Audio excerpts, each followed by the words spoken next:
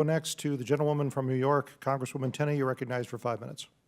Thank you, Mr. Chairman, and thank you, Ranking Member, and thank you to our witnesses today. I just want to first go to Dr. Dick and ask you, you were earlier asked about funding for your research. It was alluded to or suggested that your research is tainted.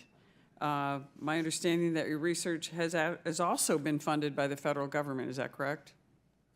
Yes, that is correct. Just to go back and looking back over my funding history, roughly maybe 5% of my total funding was received from the Association of American Railroads. Majority of my funding related to alternative energy locomotives was received from CARB itself, the Federal Railroad Administration, and also the Department of Energy Advanced Research Projects Agency Energy, ARPA-E, on several active projects on that front. The vast majority of my funding on the alternative energy locomotive stuff has come from DOE and FRA and not from the Association of American Railroads. Those sound pretty independent to me. Thank you for that. Thank you for clarifying that, because it does, your record does show that you actually do indeed get funding, as you just stated, from the California Air Resources Board itself. So this is the rule that we're contesting here. And I just want to say, just ask you again, now you, can I just get a little bit about your background? So my question to you, Dr. Dick, is it says you've been studying civil engineering and railways since 1999. Is that correct? That's correct. Okay. How about Mr. Jeffries? You've been involved in rail issues since 2009 and served in the Inspector General's office at the Department of Transportation. Is that correct? That's correct. Mr. Baker, you have been involved in rail issues since 2004. Is that correct? That's right, 20 years. Okay. Mr. Abbs, I couldn't find anything in our research in your bio on railroads or rail systems. Have you ever worked on a railroad or for the rail industry? No, I have not. Okay. Did you study railroads or any of these issues with peer-reviewed studies like Dr. Dick and some of the other men sitting here? No, I haven't. Okay. So this hearing is about the proposed California Air Resources Board, I'll call it CARB. Don't like to talk about carbs, I don't know. What this regulation will have on the National Rail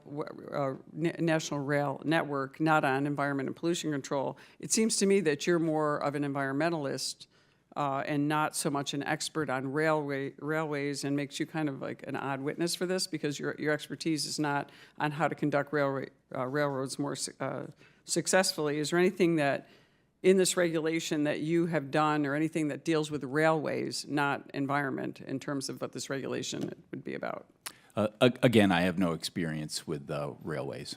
So I know this question has probably come up, and we've been in and out of here, but I want to just say, do you know what percentage of U.S. freight is transported on railways? No, I do not. Okay, it's 40%. I think somebody talked about that earlier.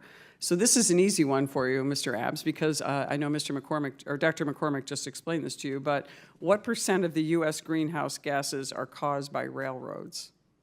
I believe the number was 2%. 0.5%, I think, was the correct answer. Would you agree with that?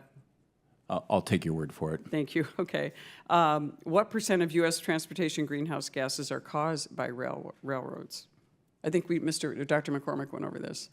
He's a Marine too, so he's Marine and Dr. McCormick. He's got a lot of titles. And scientist.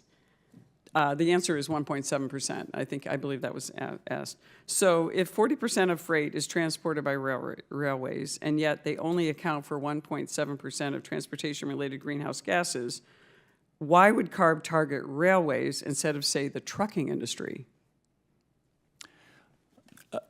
Yes, thank you for that question. So CARB has done extensive regulations with the on the trucking industry with respect to California, and as I mentioned earlier in questions, has done a truck versus train analysis on a load, equivalent load on a train versus a truck, and found that in the 2020 to 2024 time period, the particulate matter and NOx emissions from let me reclaim my time, and just because I'm running out of time, but I know that there's this vision and a need to magically transform us into complete electric. I come from the state of New York, very similar to a regulatory regime that we have in California.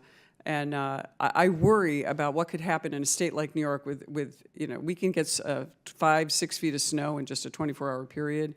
from the lake effect snow from either Lake Erie or Lake Ontario, it would be catastrophic. It would be dangerous, and people would die, including school children are now being forced to be on electric buses in the state of New York with policies that are just only focused on electricity and only on electrification and not on safety, science, and those things. And that's what worries me, is that we have to look at the realities of what we're dealing with people and children and our communities that we serve.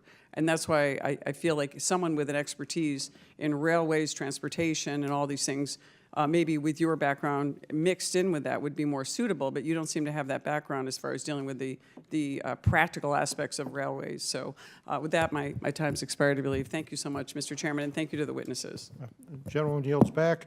That concludes our question and answer period. I want to thank all of the witnesses for your valuable testimony and all of the members for the questions. The record will remain open for 10 days for additional comments and written questions from members. This hearing is now